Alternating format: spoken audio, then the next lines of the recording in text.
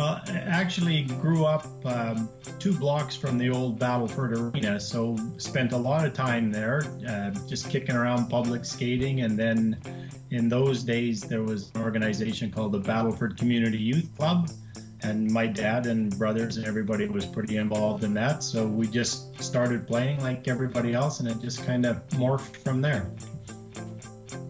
Well, I never really thought about the transition to officiating, always hanging around the rink, rink rat, and playing or practicing public skating.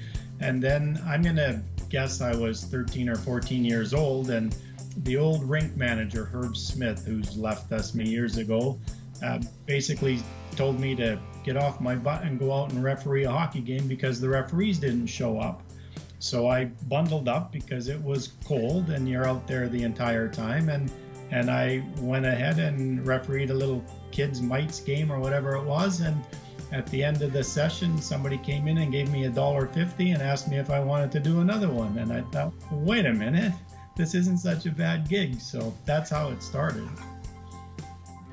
This is not a new thing. It's been ongoing forever from the time that I remember being thrown up against the wall as a 14-year-old referee by a fan who didn't like something that happened on the ice. To me, that's one of the things that needs to change, but this is a recording. It's been talked about for years and years and years.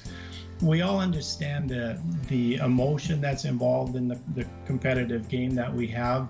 But when that emotion turns to abuse, I don't think that abuse is dealt with severely enough.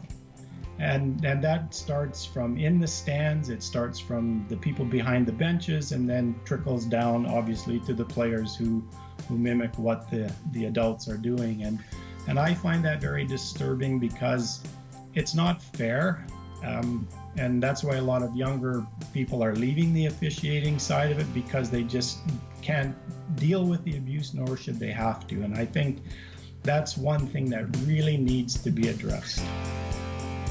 Ken Wheler began his officiating career at the age of 14. He went on to officiate at nearly every level from midget, the Junior A, the WHL, IHL, and the NHL, including other levels in between. Off the ice, Ken has been a clinic instructor in Western Canada and in various parts of Europe.